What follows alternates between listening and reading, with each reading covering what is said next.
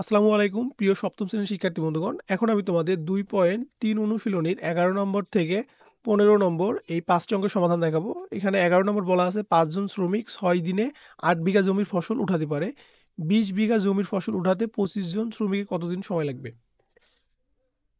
তো আমরা একটু অঙ্কটা দেখে নেই। এখানে আমাদের কি বলা আছে যে 8 বিঘা জমির ফসল উঠাতে পারে কতজন শ্রমিক? 5 জন শ্রমিক কয় দিনে? 6 দিনে। তাহলে 8 বিঘা জমির ফসল উঠাতে পারবে 5 জন শ্রমিক 6 দিনে। তো এখন এই সকল অঙ্ক করার পূর্বে আমাদের দেখতে হবে যে আমাদের প্রশ্নে কি চেয়েছে। আমাদের প্রশ্নে চেয়েছে দিন সংখ্যা। তাহলে দিন সংখ্যাকে সবসময় কোথায় রাখতে হবে? ডান পাশে রাখতে হবে। তাহলে প্রথম লাইনটা আমরা কি লিখলাম? 8 বিঘা জমির ফসল উঠাতে আমরা নিজের মতো করে প্রথম লাইনটা সাজাই নিলাম। 5 জন শ্রমিকের লাগে 6 দিন।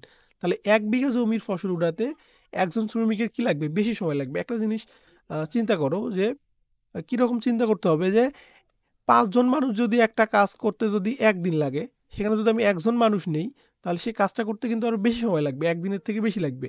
তাহলে এইজন্য কি হবে? আমাদের গুণ হবে। কি গুণ হবে? শ্রমিক সংখ্যা গুণ হবে। কিন্তু সময়টা বা দিনটা ভাগ হয়ে যাবে। ওকে? তাহলে এখানে কি হবে? 6 গুণ 5 ভাগ 8 আর 20 জন জমির ফসল উঠাতে। এখন যদি এখানে কি চাইছে আমাদের? এখানে 20 বিঘা জমি। তাহলে 20 বিঘা জমির ফসল উঠাতে কি হবে? কতজন শ্রমিক?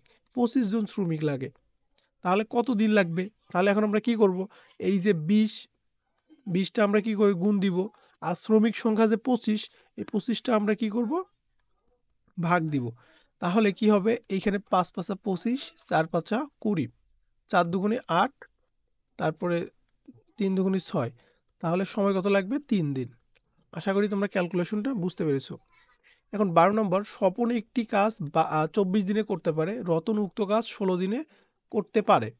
স্বপন ও রতন একত্রে কত দিনে কাজটি শেষ করতে পারবে? তাহলে আমরা একটু কি দেখি নি যে স্বপন 24 দিনে করতে পারে একটি কাজ। তাহলে স্বপন একদিনে কতটুকু করতে পারে? তাহলে 1/24টি কাজ। 24 দিনে একটা কাজ করতে পারে, একদিনে কি করতে পারে? 1/24টি কাজ। এই পর্যন্ত বুঝতে পেরেছো? রতন 16 দিনে করতে পারে একটি কাজ। রতন একদিনে করতে পারে 1/16টি কাজ। এখন এখানে কি বলছে যে প্রশ্নে কি বলছে আমাদের যে স্বপন ও রতন একত্রে। তাহলে স্বপন ও রতন একত্রে একটি কাজ করতে পারবে। তাহলে একত্রে মানে কি? যোগ। তাহলে এখানে আমাদের স্বপন পারে 1/24 যোগ একত্রে মানে যোগ, রতন ভাগে 1/16। তাহলে এখন আমরা কি করব? এটার ক্যালকুলেশন করব। ক্যালকুলেশন করলে কি হবে? 24 আর 16 লসাগু কত হয়? 48। 24 দুগুণে 48, 2, 3 ষোলং 48, 3। তাহলে 5/48। তাহলে 5/48টি কাজ তারা একদিনে একত্রে করতে পারে। এখন প্রশ্নে কি চাইছে যে স্বপন ও রতন একত্রে কত দিনে, আমাদের দিন সংখ্যা বের করতে হবে যে কত দিনে কাজটি শেষ করতে পারবে। তাহলে এখানে আমরা বলতে পারি যে তারা একত্রে 5/48 অংশ করে কয় দিনে? 1 দিনে। তারা একত্রে 1 দিনে একবার সম্পূর্ণ কাজ করতে পারবে। তাহলে এইখানে দেখো যে 5/48 মানে কি? একটা কাজের মানে ভগ্নাংশ কাজ করছে যারা, পুরা কাজ করেনি। তাহলে পুরো একটা কাজ করতে গেলে তাদের কি করতে হবে? 5/48। এটা ছিল তারা কি করে? 5/48 কাজ করে কি? 1 দিনে। তাহলে একটা কাজ বা সম্পূর্ণ কাজ করতে পারবে কি? তাহলে কি হবে? এখানে 1/5/48 হবে।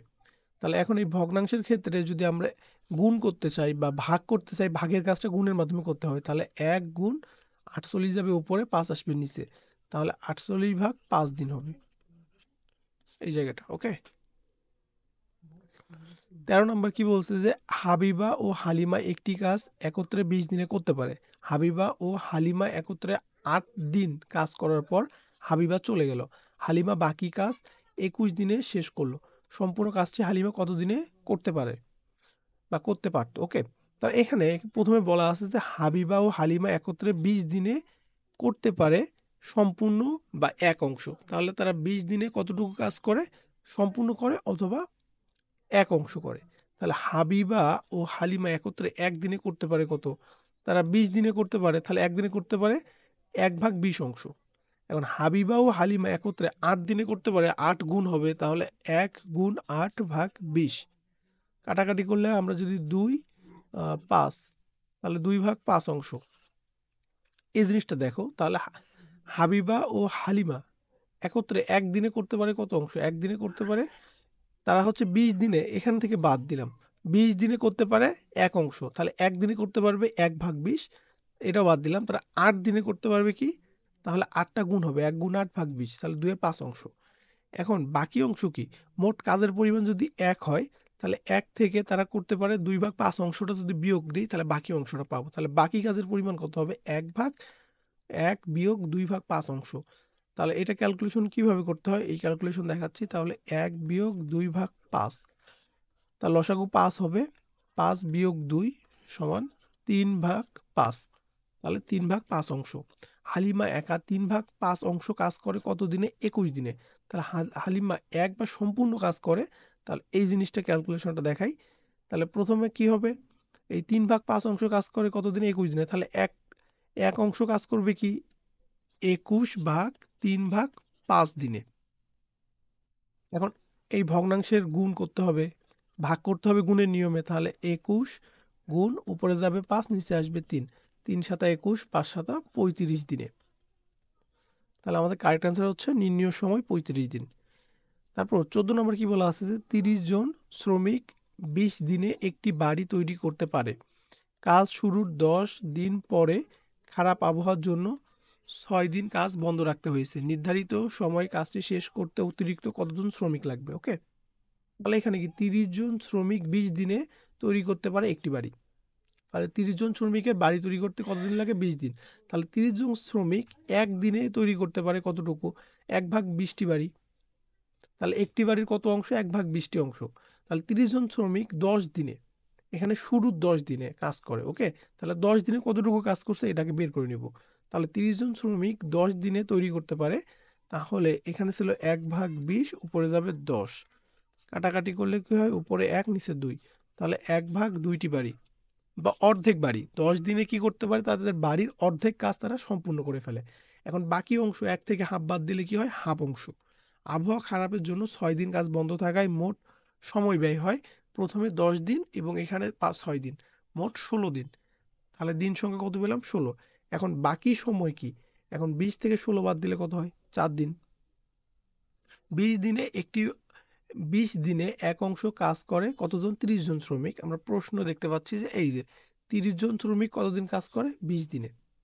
তাহলে আমরা কি লিখলাম, 20 দিনে 1 অংশ কাজ করে 30 জন শ্রমিক, 1 দিনে 1 অংশ কাজ করে কি করে, তাহলে 20 দিনে যদি 30 জন শ্রমিক কাজ করে, ওই কাজটাই যদি আমি 1 দিনে করতে চাই তাহলে অবশ্যই শ্রমিক সংখ্যা বেশি লাগবে, এই জন্য কি হবে, গুণ হবে, 30 গুণ 20। এখন 4 দিনে যদি হাফ অংশ, আমাদের কাজটা কি ছিল, এখানে আমরা একটু দেখি যে আমাদের কাজ বাকি ছিল কত, হাফ অংশ, আর আমাদের সময় বাকি ছিল 4 দিন। ওকে, তাহলে এখানে 4 দিনে হাফ অংশ কাজ করে, তাহলে আমার ক্যালকুলেশনটা আমাদেরকে বুঝতে হবে। তাহলে ক্যালকুলেশনটা কি, এখানে ছিল 30 গুণ 20, তাই না? তাহলে 30 গুণ 20 গুণ কত, হাফ। আচ্ছা, আর নিচে যাবে হচ্ছে 4। এখন এই হাফটা কি, এই হাফটার 2টা নিচে চলে আসবে, উপরে যাবে থাকবে শুধুমাত্র 1। তাহলে 4 5 20, 15, 5 15 45। আচ্ছা, এইখানে হাফটা নিচে কেন আসলো, মূলত এইখানে আমরা যদি এই ক্যালকুলেশনটা এখানে আরেকবার দেখাই, 20 গুণ হাফ, আর এখানে ছিল 4, এই 2 দ্বারা কাটলেও এখানে কত হয়, 10 হয়।